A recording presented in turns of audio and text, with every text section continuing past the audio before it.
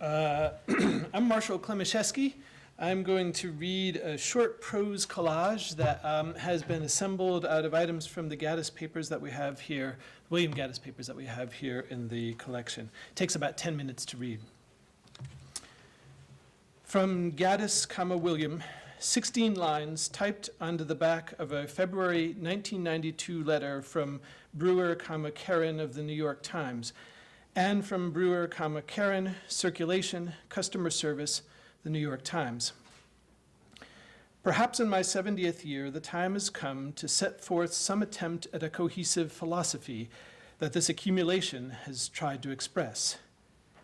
Dear home delivery customer, a question often asked of us from Times readers is, can something be done about the ink coming off on my hands?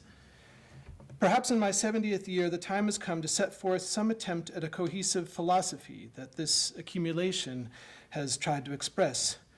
In the essentially comic attempt to impose our vanity on a world of chance, we have listened to your concerns, and now we have some good news.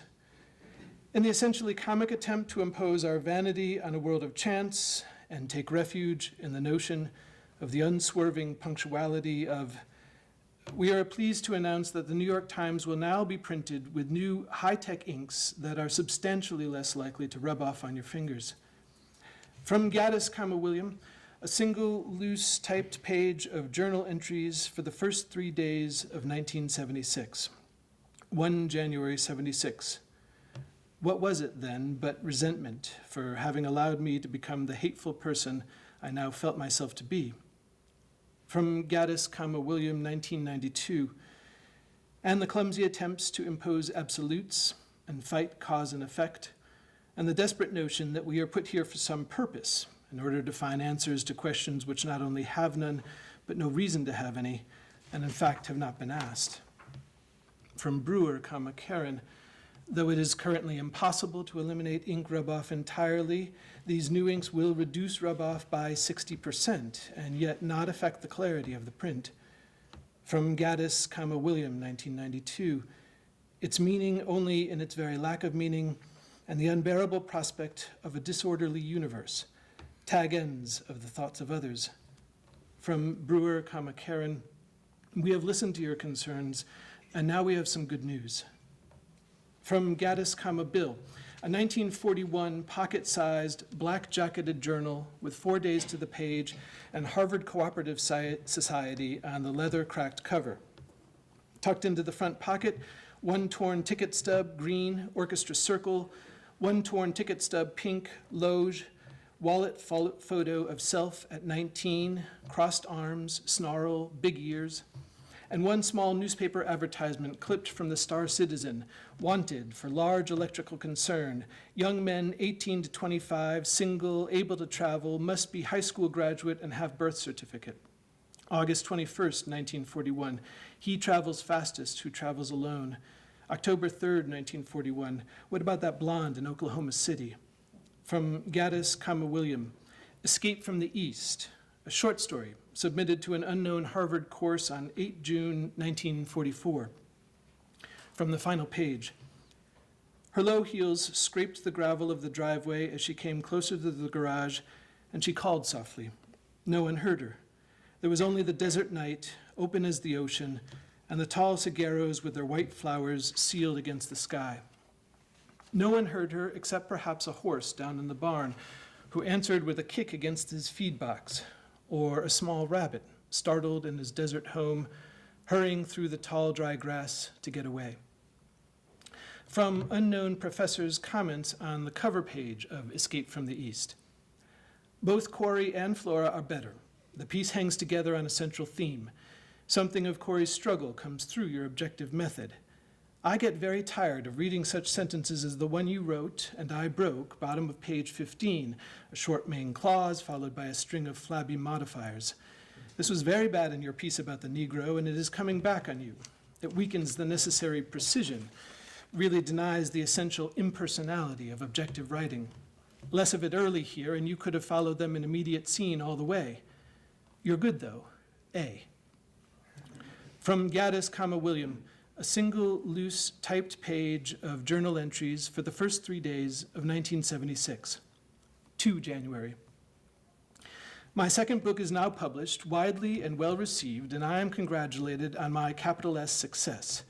Looked at more closely, this means that I am now in debt to my present publisher for $56,500 less possible royalties, to the First National City Bank for $2,554.89, to Bankers Trust for $2,814.24, to Chase for $1,450.30, to County Trust for $779.05, and to Chemical Bank with its mortgage on my house for $31,842.73. My most recent royalty check on my first book was for $34.32, but I am told that its publishers last summer leased book club rights for $1,000, which should bring me some $500 less commissions later this spring, and that a quality paperback arrangement they are handling with similar astuteness may bring me a comparable sum in the fall if I am fortunate, or more likely the spring following if I should survive. The first book is now widely referred to as a masterpiece, a classic, and the second a major achievement, a work of genius. But if all this constitutes capital S success, perhaps it is high time at age 53 I shop around to see what I can do in the way of capital F failure.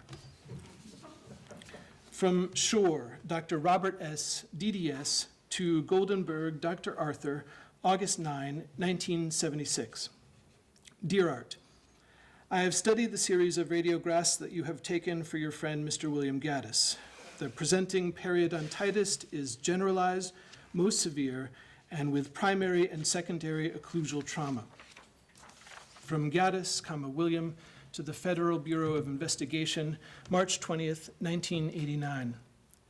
Presumably, some aspects of the above recent foreign travel brought me to FBI attention, occasioning a request for an interview carried out in New York by Special Agent Brenda Fletcher last fall, 1989, involving questions whether I had been approached, I gather in the sense of recruited, to which I could flatly respond in the negative.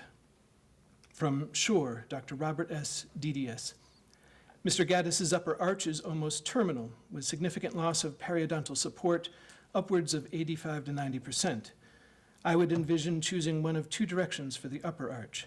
Mr. Gaddis might go into the full denture now, or might accept a well-designed maxillary partial denture. From authorless FBI document titled Secret, New York, date redacted. The New York Office General Indices revealed that a William Gaddis had been described as a director of the American Friends of the Middle East. In addition, a William Gaddis was listed as an American who attended a writers' conference in Lithuania in November of 1985. Confidential Informant Files Unit, CIFU, and ELSER files provided negative results. A check with the Board of Election Records revealed that subject's date of birth is 12/29/22. A check of the Library of Hofstra University, New York, indicated that subject was the author of The Recognitions, a novel, Harcourt Brace, 1955, and Carpenter's Gothic, Viking, 1985. It was therefore concluded that subject was a novelist. From Shore, Dr. Robert S., DDS. Working a case like this without competent specialty work is fraught with problems when we consider the magnitude of the periodontal problem. Mr. Gaddis, I hope, realizes the degree of sophistication necessary for his case management. From authorless FBI document titled Secret. On 3/30/89, subject was interviewed by representatives of the FBI, at which time the following information was provided. The subject advised he traveled to Lithuania, Soviet Union, in 1985 to attend a writers' conference. Subject indicated that nothing out of the ordinary took place during the conference. While attending a reception in Washington, D.C., in which he received a PEN-Faulkner Award, subject met a Bulgarian cultural attaché. He could not recall this individual's name. The aforementioned individual extended an invitation for subject to attend a writers' conference in Bulgaria. Subject accepted the invitation, thus attending the Peace on Earth conference held in Sofia, Bulgaria in 1986. Gaddis indicated there were representatives from various countries, many of which were anti-American. The Bulgarian writers gave out propaganda on such topics as the beauty of writing. From Gaddis, William. a single loose typed page of journal entries for the first 3 days of 1976.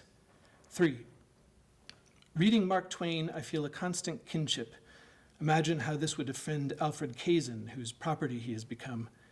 Twain's nostalgia, not used lightly, for the childhood he lost versus mine I felt I never had. Novel opening, with everyone in the house sick. From Gaddis, William, 1992. Perhaps in my 70th year, the time has come to set forth some attempt at a cohesive philosophy that this accumulation has tried to express. From Gaddis, William, to Columbia Presbyterian Hospital, 16 May 1994. I am trying very hard to discover the exact hour of my birth and realize this may pose difficulties since the birth record attached, which is all I have been able to get from the New York Health Department of Vital Records, shows this event to have taken place some 71 years ago. From Gaddis, William, 1992. In the essentially comic attempt to impose our vanity on a world of chance and take refuge in the notion of the unswerving punctuality of, and the clumsy attempts to impose absolutes and fight cause and effect, and the desperate notion that we are put here for some purpose in order to find answers to questions which not only have none, but no reason to have any, and in fact have not been asked. From Gaddis, William, to Columbia Presbyterian Hospital, 1994. I am trying very hard to discover the exact hour of my birth. The birth record attached shows this event to have taken place some 71 years ago. It is my last hope that your records may go back that far and contain this vital bit of information, and I shall be most immensely grateful and pay any fee prescribed if you can dig it up and supply it to me, or let me know some alternative source. From Gaddis, William, 1992. Its meaning only in its very lack of meaning, and the unbearable prospect of a disorderly universe, tag ends of the thoughts of others, which cannot compete with the serenity of dawn, conceived only in fear of the end. From Brewer, Karen. We hope you enjoy these new features as well as the continuing improvements in the months and years to come. Thanks.